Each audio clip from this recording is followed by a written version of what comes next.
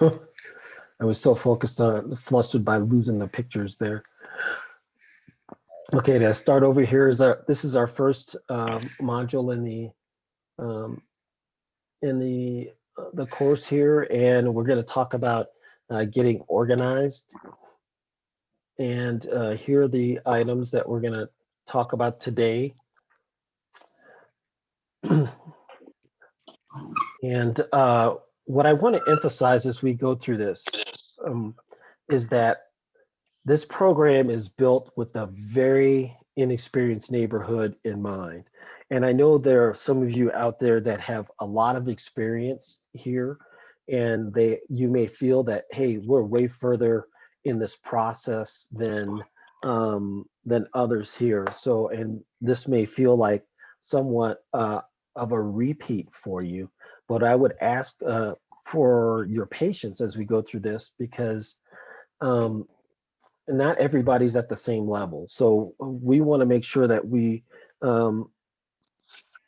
get those folks who have very little organization to date here and not leave them behind, because we have so many that are in advanced state. So, but we do ask that those of you with a lot of experience, if you have some experience to bring to bear, that you can bring that forward so we all can learn. As Lisa and I have gone through this, we learn every time we engage with a new neighborhood, and even in some of the documents that I've received from some folks so far, I've learned from them as well. So, pardon me, folks, I'm gonna start looking at our participants list and seeing or hearing some background noise. Yeah, who's got the background noise? Yeah. I will. Everybody. Hear that.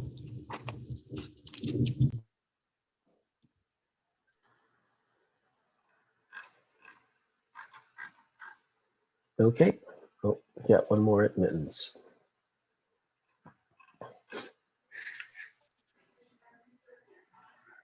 All right.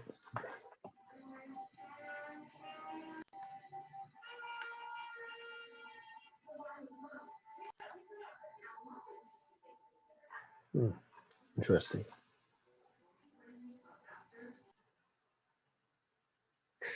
Okay. So to go over some of the homework here, I'll let the folks that I'm able to didn't delete pictures on explain. So we'll start with Cindy Latham over in Evergreen. There, can you hear me okay? Yep, I can. All right, so we have a one-way in, one-way out main roadway. And you can see the trees right alongside the road. This is considered a non-survivable roadway. It was highlighted in our CWPIP plan that we have, which is Community Wildfire Protection Implementation Plan. And when trees are located in that kind of proximity, they burn about 4 times their height and 4 times their width. So it would actually completely close off this road if there was a catastrophic wildfire.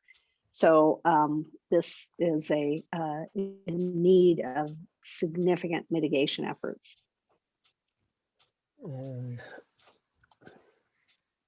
Yeah, and here, and just you can see the density of the forest. We probably need to eliminate 40% of the trees, and the remaining ones, they need to be limbed up, and all of the understory needs to go.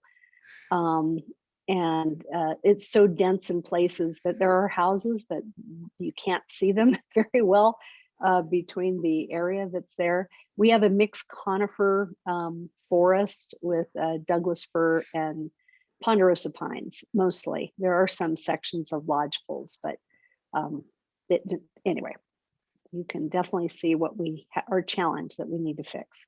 So there's a house behind on the left, picture on the left, right? Yeah. There's yeah, I could barely see what I think might be a house in there. So. Yeah, it's a surprise. Yeah. Yep. It's like a dead end almost. And I think this is the and just last one. Again, yeah, just the density, it's way too many trees that we have to eliminate to make that road safe. So that's really our target. We're also doing defensible space. A number of people in our community are starting to do defensible space work on their homes. So the roadway and the defensible space is our priority in our neighborhood. All right, thank you. Let's go to Teresa Allen, and I pulled these, Teresa, from your CWPP. Let me see. I might sign in it. Yeah, we have issues with small trees that are growing that could be thinned out right now before it would cost us too much. You can see all the trees along the edge. And then the highway on the right, that's Pikes Peak Highway going up to Pikes Peak. And I know somebody at the meeting on Saturday made a comment that the utility companies take care of their own areas with their trees. Well, what the utility company did here was just top the trees off and all the trees remain. So I just don't know how we're to approach that highway, but that is a major problem along even more than just our community. It's the whole highway. So that's a real issue there. And then we have high density areas too in drainage ditches that we need to take care of also. But, you know, if we could get some help with getting somebody motivated to work on Pikes Peak Highway, that would be really great. We don't know what to do about that. Now, are you talking about the in the lead up to the gate area, or are you talking? Yes, Okay. well, it's the whole highway. And our development edges Pikes Peak Highway all the way up to the entrance and beyond. Now we are actively taking down some mistletoe trees up there right now, and we're not asking anybody if we're allowed to take them down. We're just doing it. So I don't know, we may get in trouble there, but I don't know what they could do to us. Because the mistletoe is coming over our whole community from that area up there. Yeah, that's a significant concern. I remember when we were working out there 2 years ago, we drove up to the highway up to the gate, and a couple of properties, not necessarily in your neighborhood or in that vicinity, and we noted the dense vegetation. And our experience with utility companies is just like you said, they'll cut either underneath it, just the tops of it, so that they're not touching, but they won't be below. And then they certainly might be quite ugly in how they get cut. So they're not quite concerned with how they look. They just concerned that they're not specifically touching. And the power companies got a little bit more of attention after the fires in California, and start where those fires where electrical lines initiated fires here. And so that you see them doing power safety, public safety power shutoffs here. But in terms of activity and cutting more, I don't know that I've seen a whole bunch more activity here, except for the ones that we've seen along certain roads. But they do have to maintain that, as I understand, the easement there for their power lines, and they do have responsibility for them. But that's under interpretation, I think, somewhat. So thank you there. I think we have I think one or two more. Right, this is another a drainage ditch area that is just high density that we've actually applied for a grant with the Forest Service to actually work on these high density drainage ditches, and that's one of those. Okay, Craig, I think, did you have a question? I heard someone. Yes, I was just kind of interesting. She's talking about the utility companies, and we've had some problems with Tri-State generating that has the high power lines that run up through Kings Deer and down here on Jackson Ranch. And we had some pushback from them as far as mowing under the high power lines. And I went out there and was measuring weeds up to 30 inches high underneath the power lines, and it doesn't seem like there's any real anyone that's in charge of making sure that they, keep that mowed.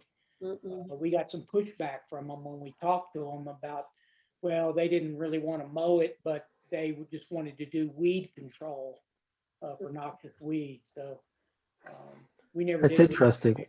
About I've never explored what the specific law or rules are with it. I've just been, told over time from different authorities that that's their responsibility. And we haven't really discussed the grass aspect, to that here. If they didn't mow the grass and that grass was high and it ran fire right into some dense vegetation, then that didn't help you at all. So Lisa, let's take that for action to see what the specific rules are. I'm sure there are some rules with that, but I personally don't have a specific reference for it. So thank you. I think this is Right. the last one, Teresa. Yeah, with, Right. go ahead.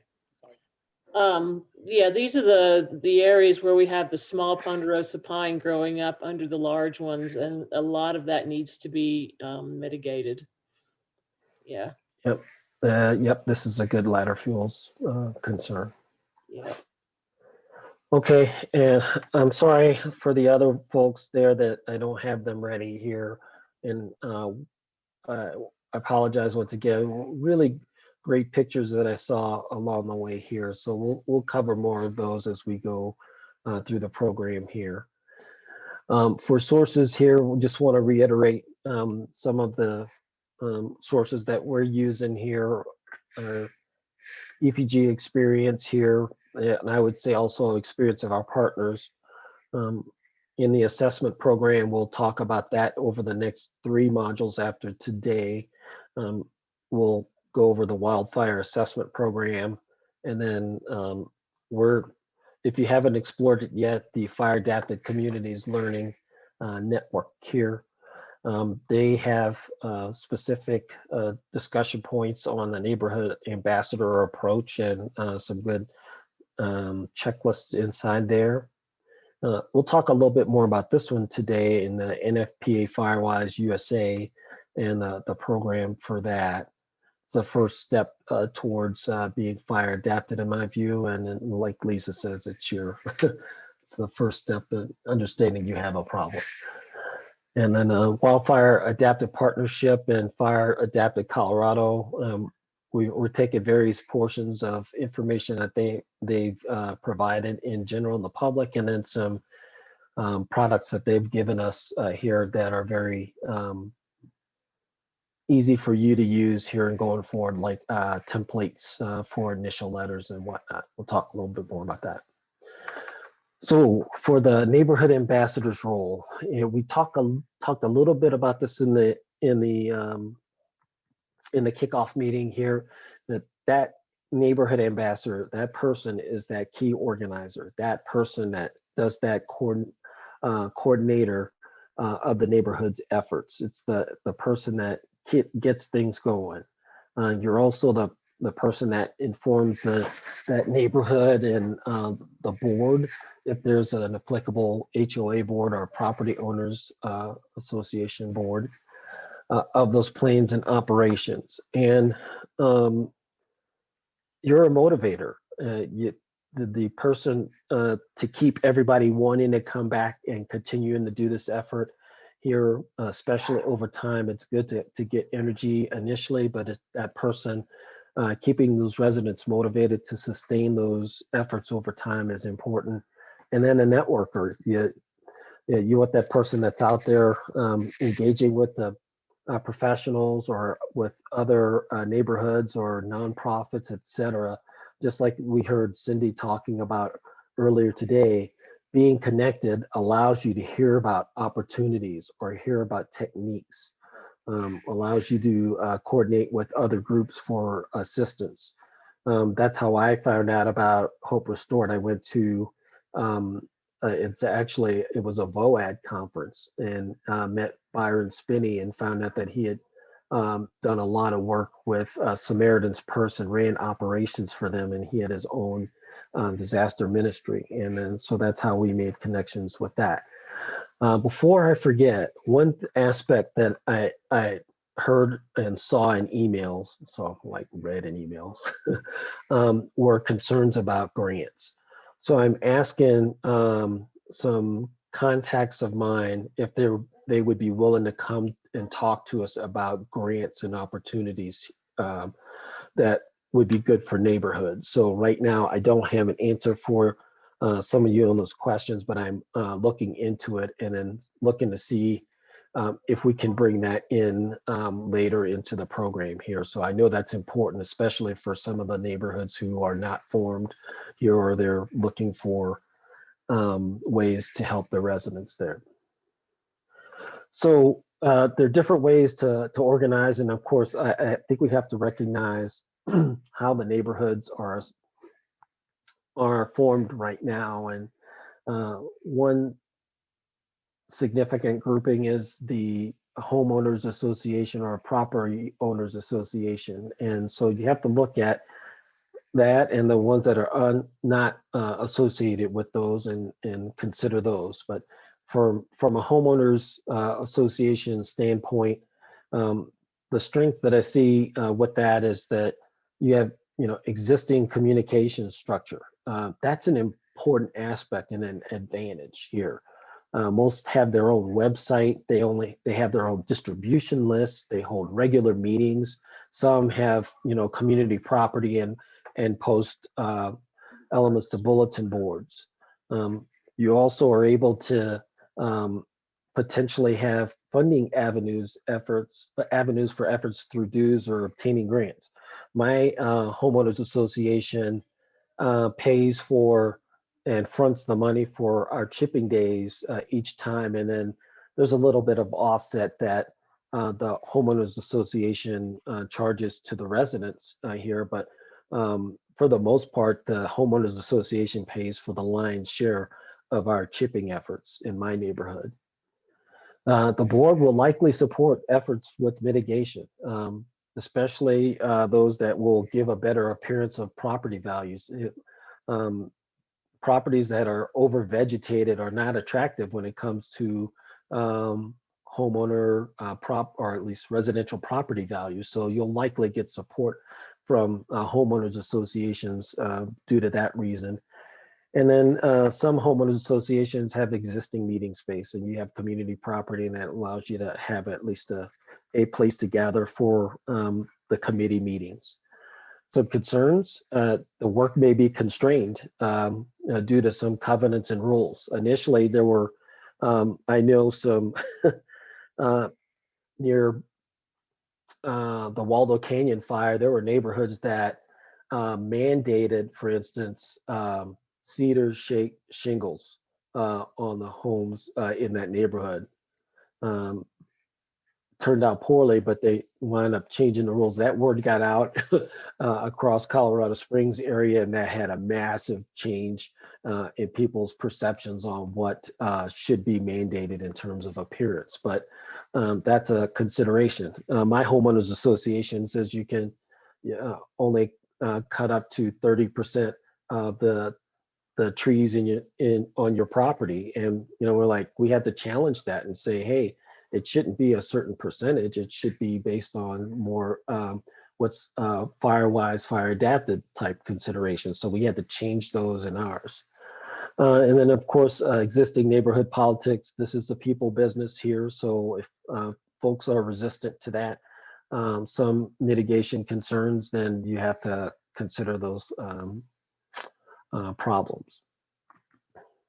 So if you're working or you're living in a homeowners association, the recommended approach that we've talked about here with us, go to meet the board. Ask for a formal creation of a Firewise team and an appointment as that lead to get that support.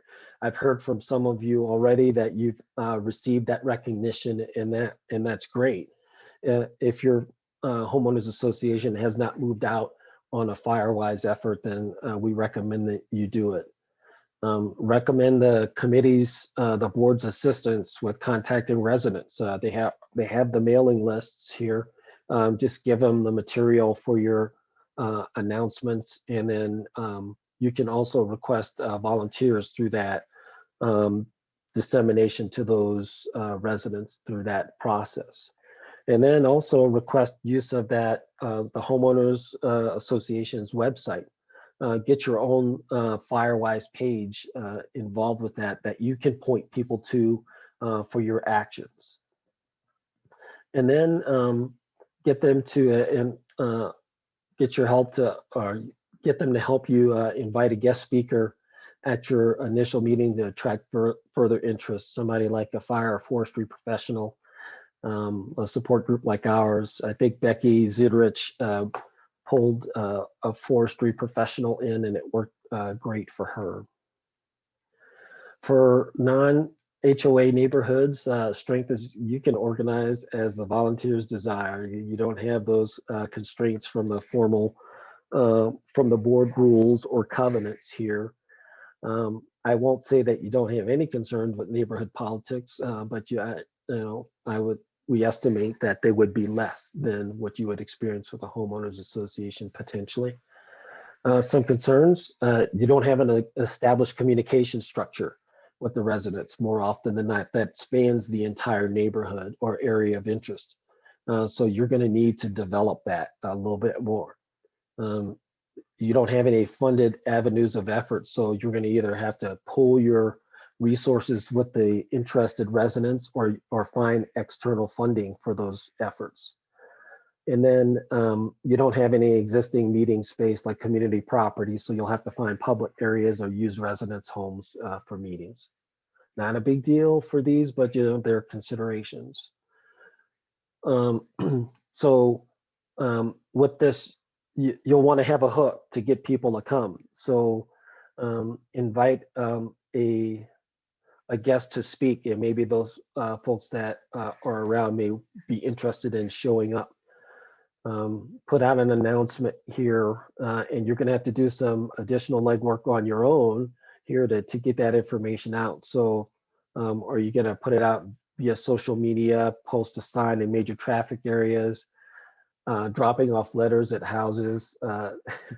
That gets a little sensitive. Please do not put a letter in people's mailboxes. I don't know if there's I know they're owned by technically by the post office once you put something out there, but you start running into federal laws issues by going into people's mailboxes. If you want to tape something to it, not a big deal, but I would just recommend just bringing it to the door. And then conduct your initial meeting and create some sort of information sharing portal. Someone is going to have to step forward and volunteer to set up something. And there's some free avenues to be able to share information, Google Drive, Dropbox, etc. And then social media sites for that too. Those are generally free to set up. For your, oh, we got one other person coming in, excuse me. For your initial announcement here, look at a letter, conduct a social media post here, put out a street banner, send an email to, 1 second, please. The distro list, if you are able to access one for your neighborhood, or attend an annual meeting. I think it was 3 years ago, and Red Rock Ranch went to their annual meeting where they talked about Firewise, and they actually brought Jamie Baumgartner out to it to speak at it. I think we showed a picture of that annual meeting, just so happened to coincide we were doing a chipping day, a work and a chipping day on that particular time period. And then once you get your information out there, try to give them a contact back to you or your group, and then put out more information on what you're looking at here to try to attract them to your effort and to your meeting. So many different ways of getting noticed out there. There are some people that are very resistant or like hostile to putting banners out. I know we put a banner out for a wildfire mitigation day in along a public roadway um, a couple times, and someone came along and took it away. Just took it right off the road. We had to replace it a couple of times, and those got expensive. So it was a little bothersome for that. But there are cheaper ways than what we did. What you see with these pre-printed banners here, those are a little pricey, but you can get some of the more inexpensive ones. My neighborhood has one that's about a 2 foot by 2 foot that you could put into stakes here that you could see the lettering pretty well, and they we tend to our board puts them right near the stop signs at the major roadways, so a person has to stop and then they're able to see the information on that particular roadside banner here with more contact information of who to contact in case they're interested. Nextdoor, if your neighborhood is on Nextdoor, great.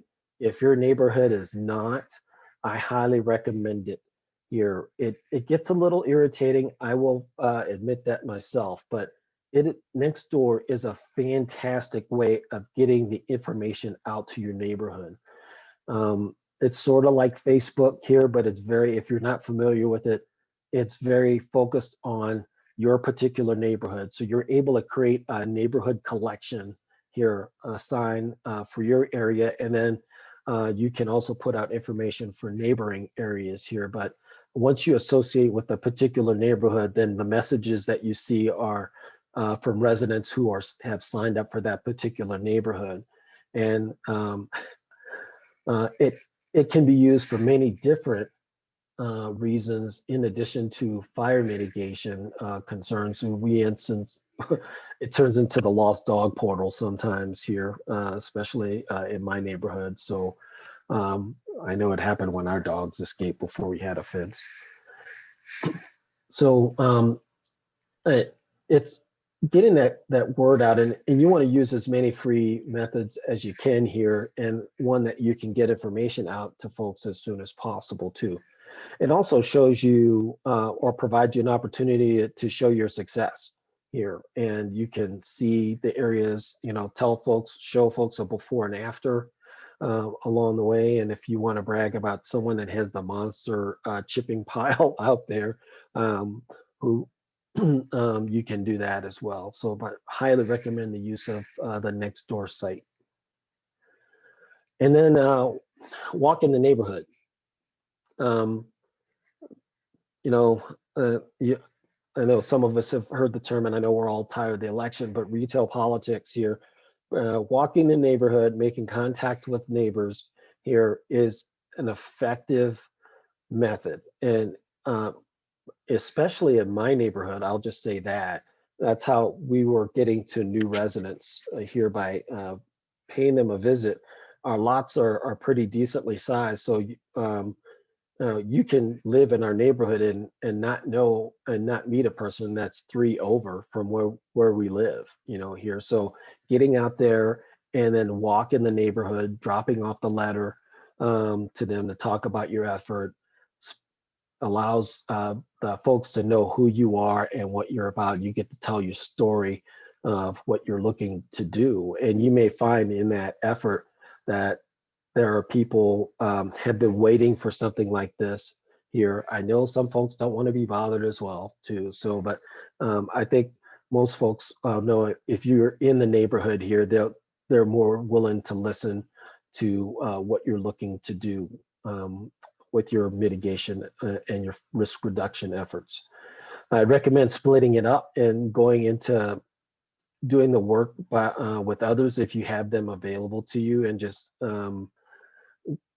look into establishing little small groups for those, if you have folks spread out in efforts. In my neighborhood, we have what we call little neighborhood watch groups. So we have a cluster of homes in a particular area with one neighborhood watch leader, if you will, and we use that person for preparedness discussions as well as the physical security concerns. But think about grouping the areas here and splitting up the efforts to do the work. For that initial meeting, think about making it, I know we're dealing with COVID concerns right now here, but if conditions permit, consider making it in a social. You know, if you're in a neighborhood and you have a smaller neighborhood, you know, think about coming over for coffee and a dessert. If you're willing to have a potluck, you know, have folks bring over, you know, a small meal and have a social aspect to it. And that's, you know, folks, rather than hearing a person come and speak at you for an hour and a half, if you're looking to have a get together and have folks meet each other first, that enhances the unity effort that you want to do and the bond that you want to establish with your neighbors here. They may not know each other all at first, but that's a great opportunity to get folks together. If, of course, you know, we're still in the COVID conditions and those don't permit, then, you know, put forth a Zoom meeting here if you get it. Some Zoom services are free if you're willing to pay for the service, like I have to have an unlimited meeting. It's not that expensive to do here, and then allows you a little bit longer. Otherwise, you're limited to about 40 minutes. For that Zoom meeting, and there are other folks who have other platforms like Microsoft Teams and whatnot, whatever works for you in that along the way. You know, in that agenda for that initial contact, you want to, you know, introduce yourself and in the intent of the group here. You want to get that guest speaker there to talk about some their perspectives on fire risk reduction here, and then talk about goals. You know, get people to talk about, hey, what would you like to see with the neighborhood for in the future? Get that the interest going from folks. You know, we hear constantly about folks, well, I wish we would do this. Well, get those ideas out there and then describe those aspects or take in those considerations and build in a big picture process going forward. You want to start also building your contact list with residents here. Use that as an opportunity. If you're not able to get that then start building it from that point forward. And then start looking at a skills inventory and requesting volunteers for the team. It's great for everybody to have ideas, but see who's willing to help and describe those positions that you have on your team.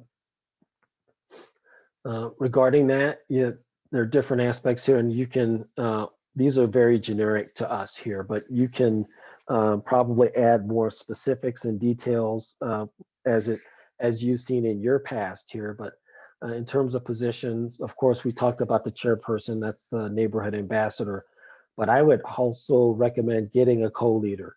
Get a person that can help out with the communication with the residents here, either posting of signs or emails or you know, those types of things that you have a generic email box here to watch that. An assessments lead, I think you want to have a person that learns how to do assessments and get them to go out and do that for your community and your property. Also, you can use this person to help track progress that you see in the neighborhood, so that if you get an assessment or you conduct assessments on properties, then you can come back later and see, hey, how was that? You know, have we made any progress on these particular areas here? Not just on properties, but just doing assessments on your roadways and seeing the progress on those.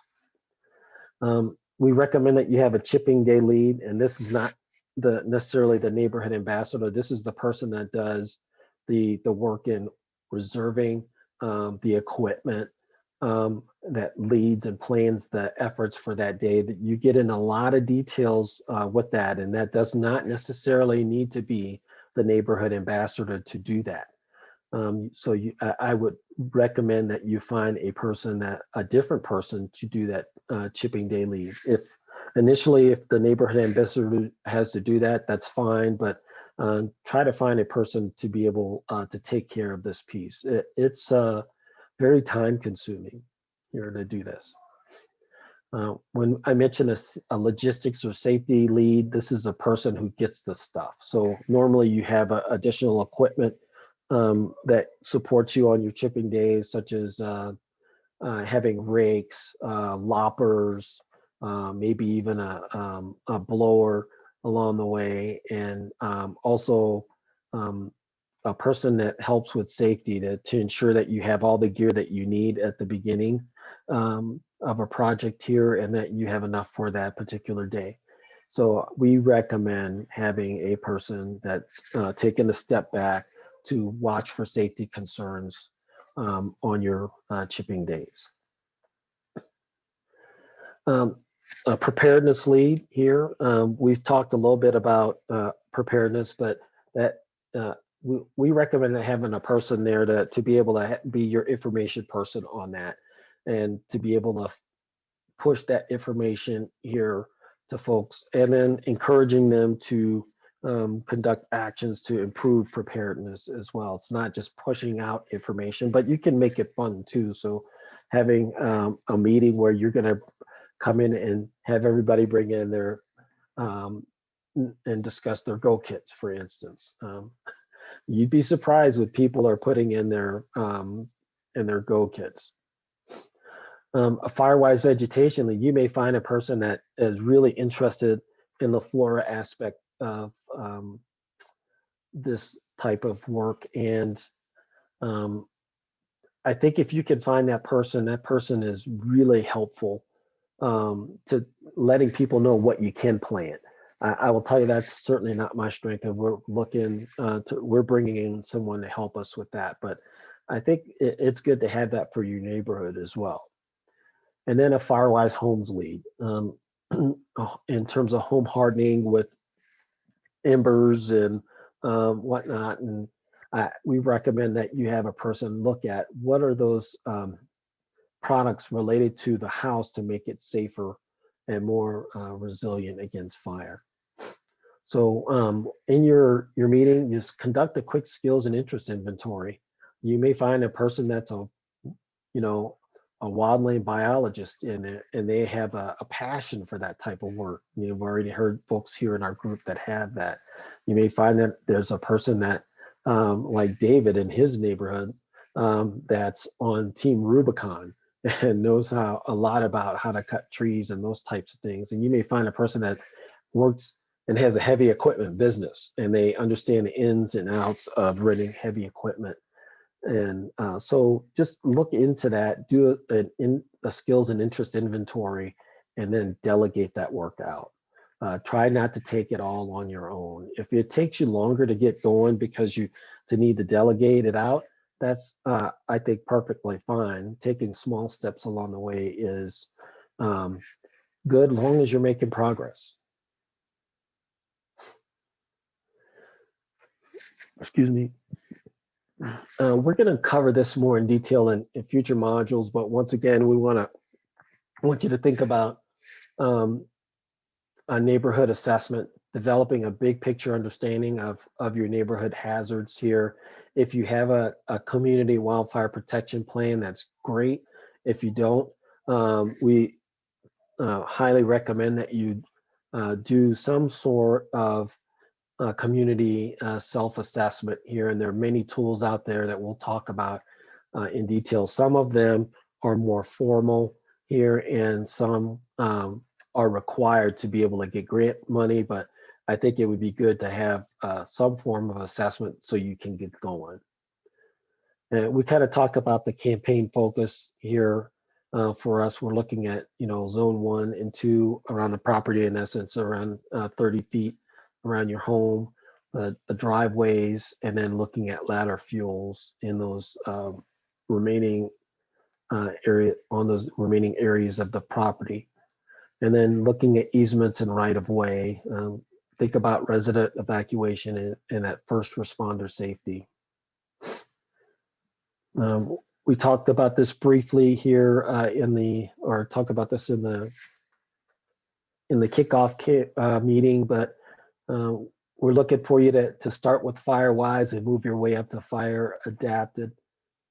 Thinking about your plan, and don't, I know some folks say, well, I need to have a 10-year goal out there. Well, we recommend that you break that down to smaller time frame here to a 3-year vision with 1 and 2 year breakdowns, and make it very practical and very understandable about what folks, what you want to do over that time period. So start with the 3-year and then back it off in the 1 and 2 year breakdowns. And so you may decide in certain areas you want to focus, have that be your focus for that particular year, and then you move on. So, but think about those aspects here, and then in those vision and goals, how do you build a closer relationship with your residents? Because that will keep your energy going with your mitigation efforts. If you all come together one time and then for a chipping day and you all break apart, and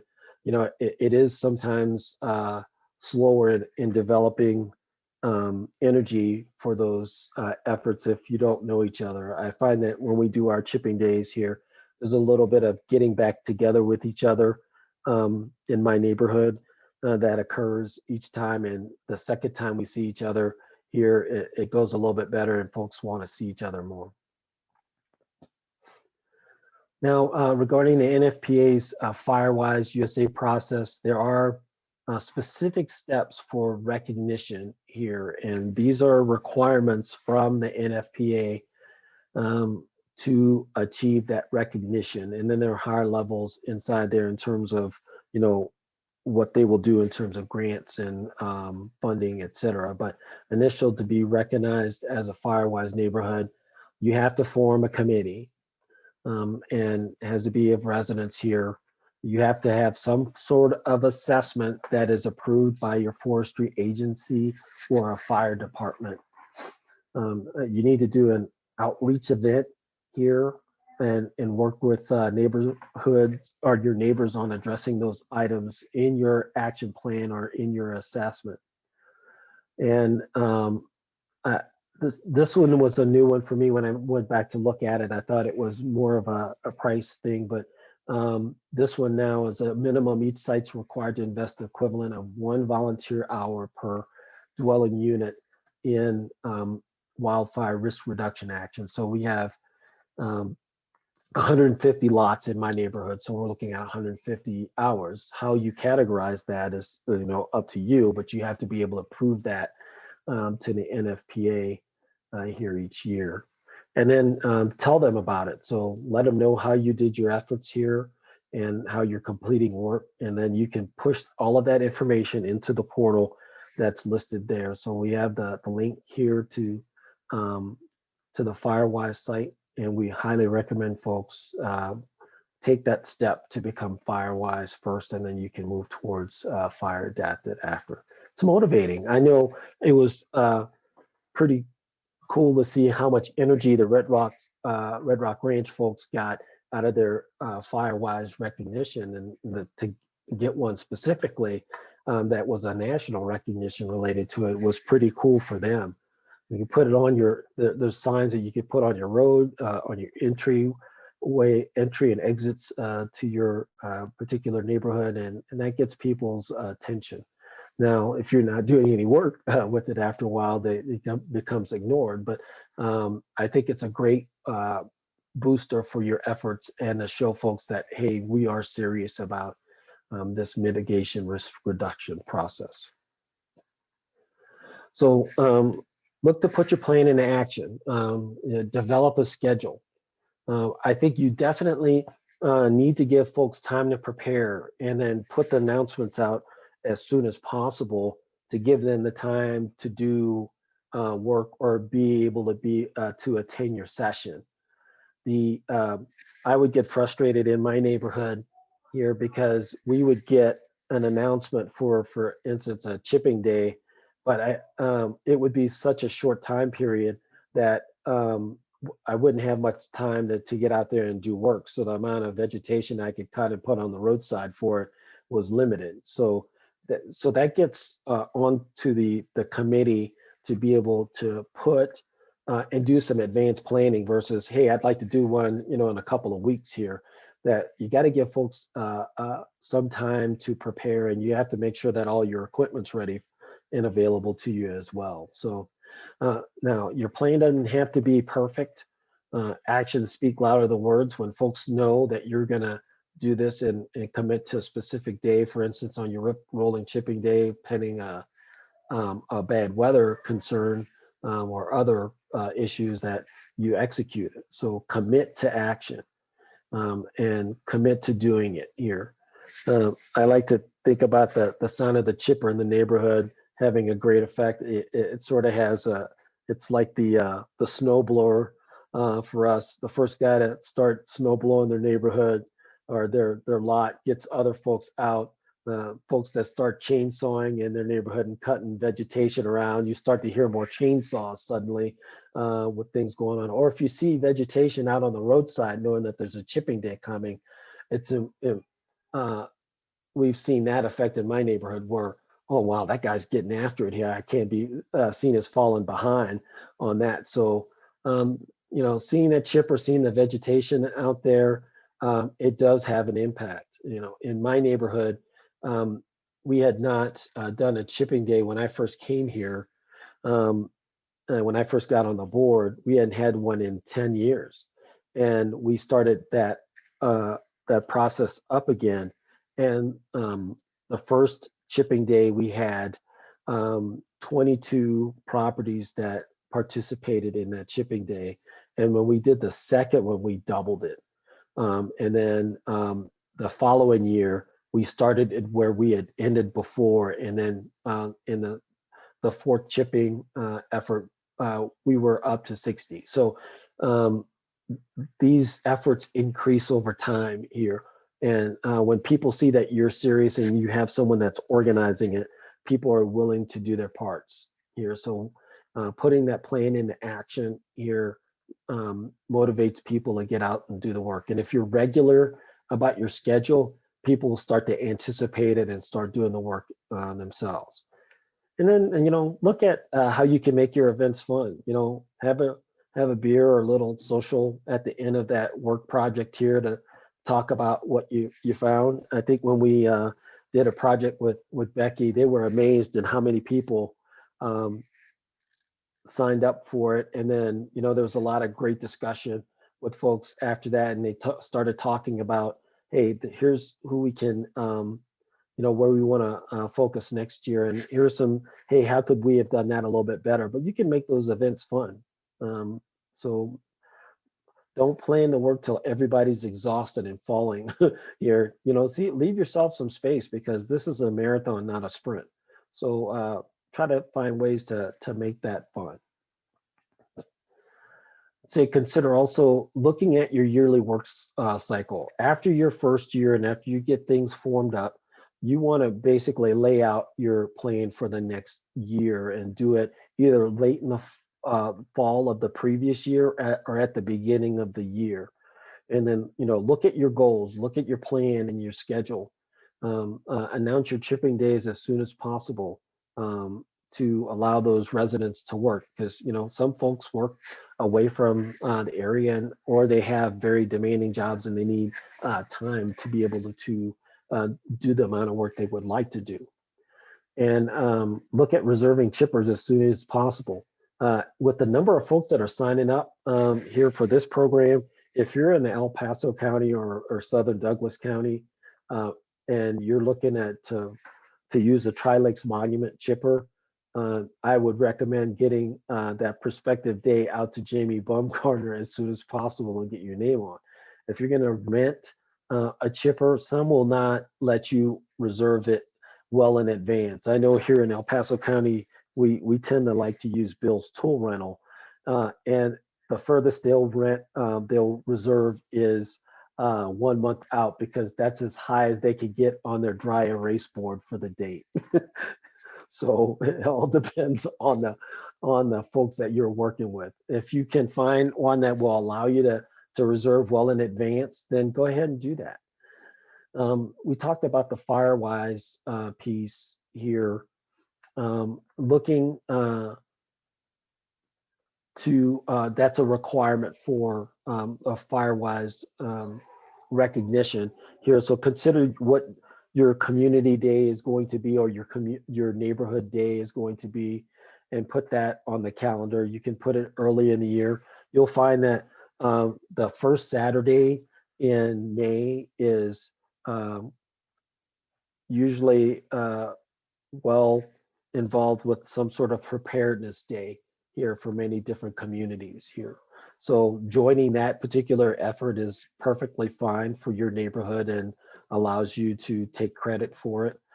So think about those, but that April to May time period is a good time for conducting some detailed planning for the prep work in those chipping days, and then doing those assessments when the weather warms up here, and planning out your preparedness events. And then, at the latter part of the year, look at conduct a neighborhood meeting and look at your progress, celebrate it. Think about what you've done and the work that you're able to accomplish, and determine what you'd like to do. But with this, I recommend doing backwards planning here. Set that target date for that first event, and then look at all of those planning elements that you need to conduct prior to that. And we'll talk a little bit more about that with the rolling chipping days. We have a planner that we've kind of done that here with the planner. So we allow you to, what that'll do is you put the date in that you'd want to have it, and then it rolls the dates backwards to your first action in there, and it shows you how what date you should start it and which day you should complete it. And we'll talk more about that as we go forward. So that's our summary here. We've covered, some pretty basic concepts here today. I'm sorry, I thought that we would talk a little bit longer on people's properties here, so we're finishing a little bit early today. But before we go on to listing the homework, I'd like to see if there are any questions or comments from the group on what we talked about today. I think Elizabeth Longquist had a comment, Andre. Yeah, go ahead. Okay, you had talked about going face to face, neighborhood to neighborhood, or neighbor to neighbor, and that we found we got our best response from. But we also found that people were quite wary as to who we were and what the heck we were doing. So we ended up getting t-shirts not unlike yours. Trilix has the orange ones. We have the lime green ones, and really big words on the back. It said Firewise Volunteer. And it made people a little more comfortable having somebody walk up to the door and ring their doorbell. Yeah, there you go. Our face-to-face was the easiest way to go. And then the other thing I'm going to say is our electric company, we have Mountain View, and I had a tree that was growing right underneath our power lines. And much to the chagrins of my neighbor, the tree was on my property, I had them take down the tree. And they took down the tree, and then they cut the stumps so I could use them as chairs in our backyard if I wanted to. They were quite accommodating. So those are my only comments that I had this round. Thank you, Beth. Yeah, well, I'm not sure about neighbor relations, but that's pretty funny. Yeah, I'm sorry. Did someone else have a comment? Let's see. I have one option Andre mentioned was about the free ways to communicate with each other. We've had good luck with Gmail because everybody who's on your committee, not just you, can access it. If you all share a Gmail account and have the same password, it's the same for everybody. And then you can store documents and send emails. You can create that database that's only used for Firewise and evacuation stuff. Don't use it for anything else. And then people will trust you with their email addresses. But it's a great central communication point for as neighbors come and go from the neighborhood, and making sure, you know, you're not the only one, it's only on your computer. It's better to have it accessible to multiple people. In the chat, you can download documents. Did you know that? So in the chat, I placed a form called Firewise Volunteer Hours, and we'll send it out to you again too. But get in the habit of keeping track of everything you do, and then figure it out later if you really needed to keep track of that. It's much better to have it documented, because later on when we talk about grants and other things, you'll be glad you kept track of all those hours. Especially your hours, for sure. You start needing to provide that information to those folks that are responsible for it, or that are giving up money. They want to hear back what you've done towards the efforts on your grant. So yeah, it's not necessarily a freebie. Usually there's some sort of reporting requirement related to receiving that particular money, unless, you know, you're dealing with a 501c3 beginning. But if you're getting it from some government agency, you may be required to report your progress and how much work you've done. Lisa, I see that you have a comment in the chat about a form, but did you say, I thought you said you put a link to a form in the chat. I think it told me that I uploaded the actual form, and that you ought to be able to download it again. If not, we're going to email it to you also. But I thought the actual form was downloadable. So tell me if I didn't learn that right.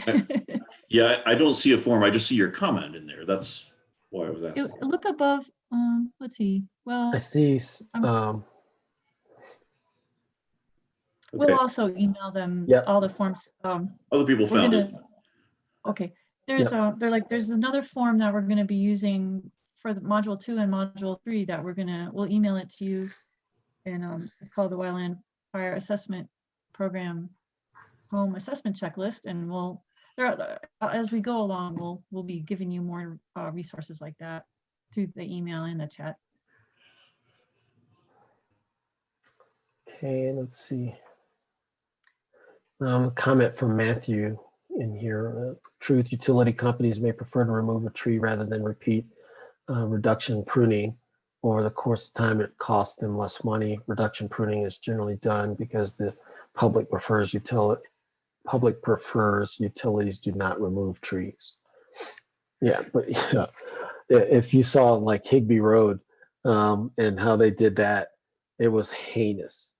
And how they cut some of those trees. So, and you may see like they'll top it, but they'll have a branch that comes out and hooks out over to the side here. It just looks unsightly. Sometimes it's better to have it removed and have those years of growth potential till that line is at hazard. But, you know, I agree with you. I'm not disagreeing with what you're saying, Matthew, for sure. But, you know, sometimes they just don't do a job that looks nice. I will add. That was a butcher job. Yeah. Yeah. I will add a comment on that. I've seen that too, where they'll butcher it. So you have to really monitor which trees they take out. But if you have a really magnificent tree that's into the power line, a thing that might help you is trees do not grow in height from their branches. That branch always stays at the same level. They only grow from their very tips. So a branch coming out of a tree towards a power line, another branch is not going to grow up to the power line. If they remove that level of branch around the power line, you're good to go. It's not going to grow back there, and it's not going to grow into that on that tree. So if you have a really magnificent tree you want to keep, and they can just remove that one branch around that line and you can keep that tree. By and large, you know, you're absolutely right, both of you, that we need to remove a lot more trees around power line easements, but you don't have to butcher the whole place. And ideally, no civilians, I know somebody mentioned it, but no civilians should be messing with trees near power lines. That's just not safe. So, Andre, are we gonna, with the questions about the grant money, are we gonna, maybe we can have Dave Root or somebody like maybe talk about that in another module. I can't remember what we have stored up to for that. I said that at the beginning that I'm looking in to try to bring somebody in for that. Oh, right. Here around the same and share the same session with the wildfire preparedness. I think that would be the best time period in at least for our schedule. I our think that's schedule. May. Okay, I've asked Mike Schaub at the county if he'd be willing to come in and talk to us about it. If not, if he could get somebody to talk to us. I know Dave has a great experience with that as well, but more to follow with that. Okay, any other thoughts, questions, comments? Yeah, this is Jim Snyder. I had a question. Yeah, go ahead. And I'm new here, and I know you'll be getting into details about this, but I'm just trying to grasp how the big picture works. So do homeowners, they trim their own lots, put the debris out at the street, and then a team of all the volunteers come down the road with the chipping equipment and throw it in and it gets hauled off? How does that work? A couple different ways of doing it. What we like to recommend is folks work on their own property. So they do the cutting on their property. They put the trees and branches and slash out on the street in a certain fashion. Lisa likes to call it gift wrapping, but in essence, you put all the cut ends on one side or in one direction here, and you do all of that through, and you keep relatively low piles, because if you get these monster piles, they become untangleable when you do chipping days. But then you designate the chipping day here, and then we basically pull a chipper through a neighborhood. Some neighborhoods like to have a chipping day where the chipper stays in one location and everybody brings a slash to it. We find that becomes difficult because people don't have the way to transport the slash. You'd have to go out and rent a trailer to bring it out to that central location. And so it can work like that if you have folks that are doing that here. But we recommend that. And then you basically spray the chips onto the property here. For some folks, they'll use the nozzle and spread it out well. Some will put it all into a pile and give the neighbor or the resident the responsibility for spreading them out. Here, you don't want them sitting out for long periods of time, especially if there's a lot of greenery, not necessarily pine needles, but if you're talking about very leafy trees, then you could have a fire concern if there's moisture in it. But generally speaking, that provides great ground cover here for your areas around your easements in the future. So improves drainage, improves water absorption here, makes that area healthier along the way. And for you gardeners, wood chips in your garden works really well. Helps you grow really good food. So that's the general thought process, and that we promote rolling chipping days to help people get more stuff out, because if they're not going to cut it if they can't haul it off. You could also bring it to a place that has a central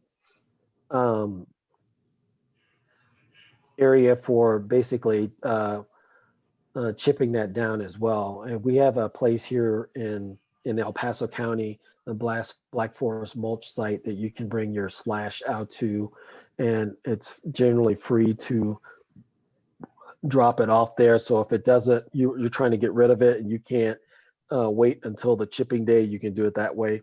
There's also ways, if you have folks that either are willing to put forth the money in a non-organized neighborhood, or your homeowners association, to get large construction dumpsters and put them in an area and people can drop that off. But we usually do that only for smaller debris. Like if you want it, I know Becky's going to cringe when I say this, but if you wanted to remove some of the duff here and pine needles and whatnot and put it into that, you could do that as a method as well. So whatever works best for your neighborhood is what we recommend. But we find that the rolling chipping days work well for folks because they can bring the cut slash out to the roadside. They can do stuff on their own property, and then you can cover quite a few properties on a chipping day or a weekend here and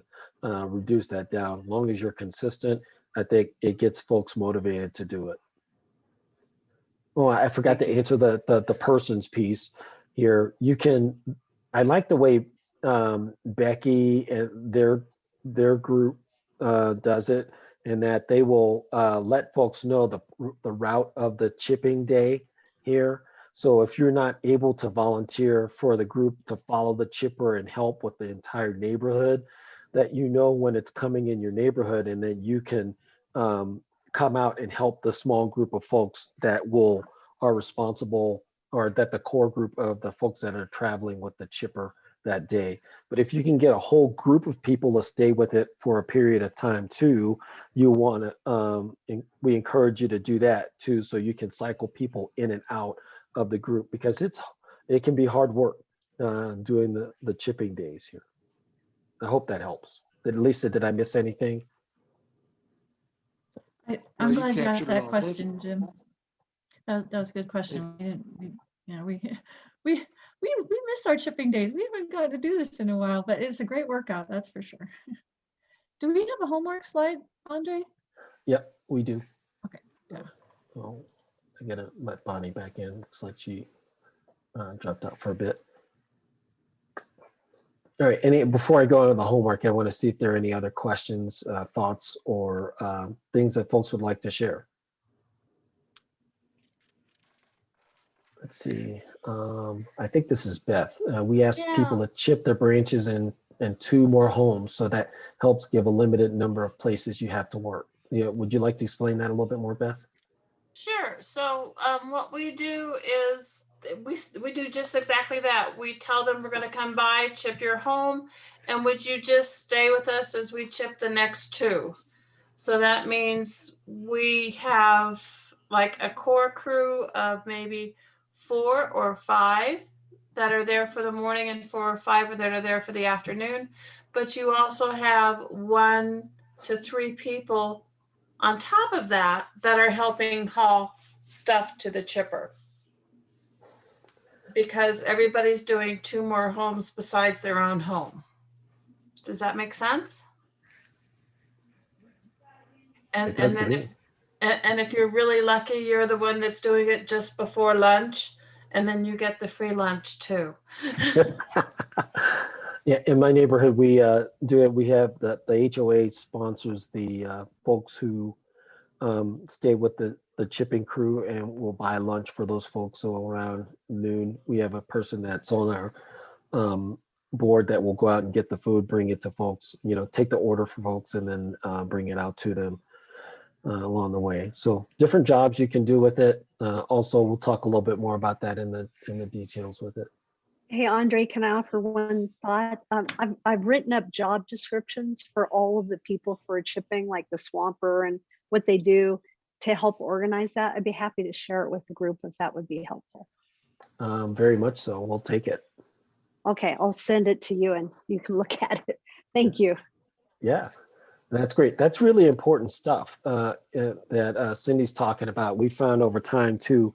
For instance, when you're doing a chipping day, if you don't have a person that has a rake with them that is raking right in the near vicinity of the mouth of the chipper, you can have slip, trip, and fall hazard concerns here. So we normally assign a person with the rake to keep clearing that out, because people want to bring it in and they're really anxious to throw the slash into the chipper, but there's always little branches that are falling out right in front. And if you have a person that's feeding that chipper, you want to make sure that area stays really safe here along the way. And then we're good Americans, so we normally have no problem with forming lines, with slash, but you do need to have, folks that have certain responsibilities. So that'll be great to share, especially if you have something already formalized. So thank you very much, Cindy. Any other thoughts or suggestions before we continue? Ray, what do you do as far as bad weather goes when scheduling the chipper? You know, like you may have a snowstorm come in, and how do you handle that? I mean, if these guys won't let you book the chipper out very far in advance, will they take an alternate date, or how do you handle that? When I work with Bill's Tool Rental, I'm not charged for making a reservation here. I only get charged when they're ready to release it on that day. So let's say it's Saturday and you reserve it and it looks like the weather's not going to be bad, then I let them know that as far in advance, that I'm not going to do it. So if it looks like, well, one, we don't go into winter. I personally, our group has never done any in deep winter because there are a lot of other considerations. More so, people won't get out and do the work and doing cutting the slash and putting it out if they have to trudge through snow. And we find that to be difficult for folks. So we generally just wait till we know that the last snow day is passed. So that's why we don't do our chipping day any earlier than the first or the fourth Saturday in May. Some folks are like to go a little bit earlier than that. But if you're encountering, once you have the chipper out and you have to return it due to like a lightning or rainstorm or whatnot, of course they're willing to take it back earlier, but you still may be charged depending upon their hours. They're normally like a 2 hour, a half day, and then a full day rental with it. So if you're going past it and you're cut short, they're usually going to still, charge you for that full day of chipping. Some places here will close early Saturday afternoon here. So if you happen to have it and you have a bad weather day on Saturday, but you still have it in your possession on Sunday because they're still closed here, then you could continue the chipping on that Sunday with the understanding they're looking at the hours on the machine itself. So you would not get charged an extra day unless you went over running the machine longer than it would take, like running it longer than 8 hours. So they're able to see a rolling ticker on that. So that's a good question there. But different businesses have different policies. So I would recommend finding out what the considerations are for that particular company. They may want you to put a deposit on a credit card or something to reserve that chipper along the way. So it depends. So Andre, Charisse has a question here, which I don't think we should try to answer it all tonight because it's a really good question and it deserves a thorough answer, but it's about what to do with the chips. So I want to reassure Charisse and everybody that we will discuss that much more in the, I think, well, definitely module 8 and probably before that too, but I don't want to let that one fall off the list, but I don't want to just rush through the answer on that one either. But we should get wrapped up for tonight, though. Yeah, I think, of course, with everything that you do, you have to weigh the risk versus the benefits here along the way. So as the hauling it off and bringing it somewhere else is a great consideration, but who's going to do that? What methods are going to be employed? Are folks be willing to do that and hauling it off? Here, there are a lot of different ways to be able to do it. So I would, I'll defer to our folks that are more educated on the soil microbiology aspects and the fuel load. But I found that the thing that you really need to get folks to do is spread them out as soon as you can and not have big, thick layers of them. We did one chipping day where I don't know if you remember this one, Lisa, on Miss Judy's property with Hope Restored, but I felt like I was wading through wood chips, and I think we did a disservice in some respect by piling them up in massive piles here and then trying to spread them out over an area that turned out to be very labor intensive here. So considering the pile size in your chipping efforts is something that you need to do. I'd like Dave sent me a comment, but I wish Dave Root would say it for everybody. Will you, Dave? Are you there? I could read it. Fires can smolder through chips, but the fire intensity is far less than unmitigated fuel. Studies at CSU show that chip less than 4 inches depth have no adverse impact on our soils. But we are going to definitely talk about this more. This is going to take half an hour, and we don't have that right now. So Okay. let's go ahead and do the homework slide, and then I want to mention what's happening next 2 weeks. Yep, we have a couple more, 5 minutes. So for the homeowners associations and property owners associations, this is more applicable to you, the first item here. But determine that engagement date with your board if you're not currently recognized. If you're recognized, then of course you don't have to worry about that, but we want you to take the step of engaging with your board. I know Ed Herlick has asked us to attend his one of his board meetings, and we'll be happy to support that particular effort. We need to work with that, work with Ed to be able to get on there. But talk about a date where you're looking to get with them, and usually most boards post the dates that that they have their meeting. They're usually on a regular day on the week per month. For the initial announcement, we want you to determine the following: what methods? Oops, I messed that up. What method do you want to do? How will you execute it, and when will you execute it?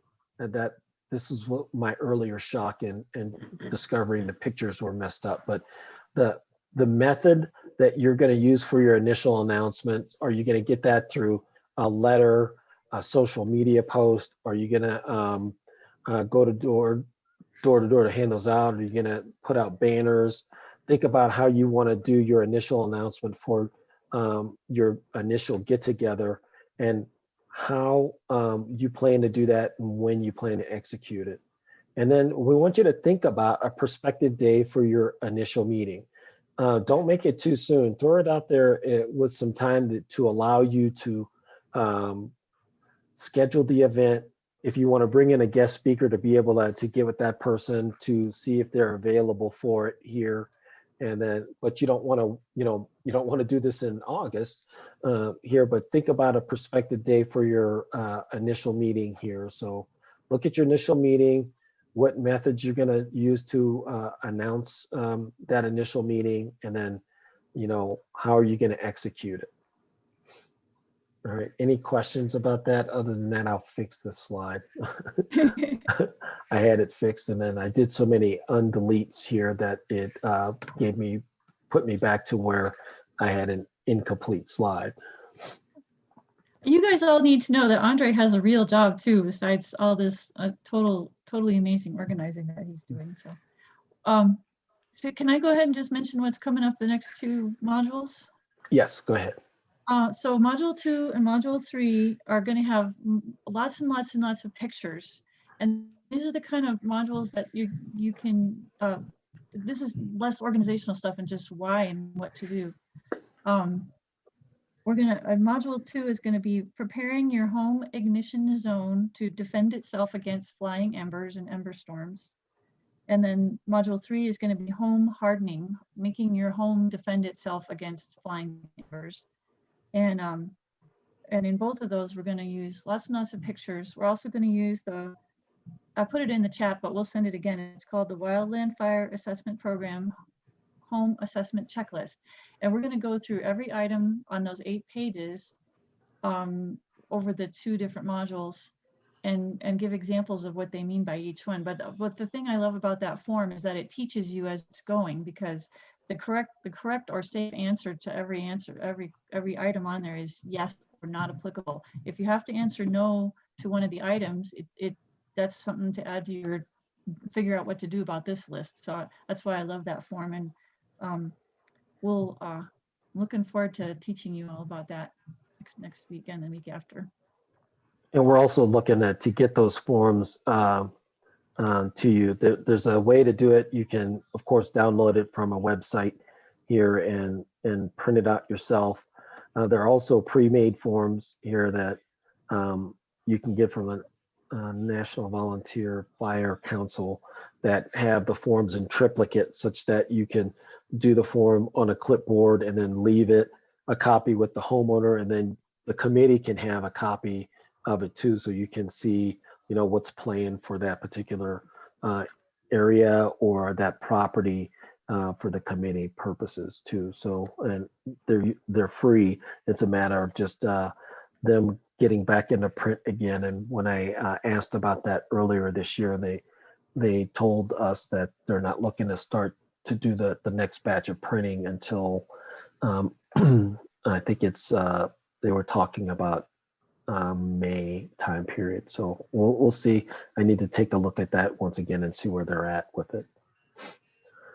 And then there's also an online version to do that as well. So you can do it online and then it gets sent to the homeowner after it's all done. And then there's a possibility to have it sent to a fire district if you do the right coordination here so that they can see and see what you're doing with the home assessments. Okay, we're up against our time. Any other items, Lisa, you want to mention with that before we go? I'm just grateful for everybody's questions. Some of them we're going to answer right away, and some of them we'll defer them to the part where they fit in better. And honestly, some of them we're going to have to do some more checking. But it's so exciting that you're all here asking all these questions, and we're all going to be learning from this. But thanks for being here. And as we give you the recordings, you'll be able to share the appropriate ones with more people too. Yeah, we're getting new requests every day. And the energy behind this is pretty exciting here. Just since Saturday, I've had 7 additional people ask from what some of our areas that are already covered here, so additional folks. But we had one additional area, folks from the Lions area asked to participate. So I'm not sure if I see him. Yep, I do see one person here, and you're along the way. So we're happy to share. We're happy to have folks here, and you know, it'll get more detailed as we go along. I know today was very generic, but please take what we mentioned seriously. The human element is what gets your efforts successful. We'll talk about the techniques here, but if you get nobody coming to the dance, there's no dancing here along the way. So we encourage you to take those steps and consider working them pretty hard going forward. So with that, we're at time and we'll conclude the session. At this point, you are all clear to drop. Thank you very much for being here once again.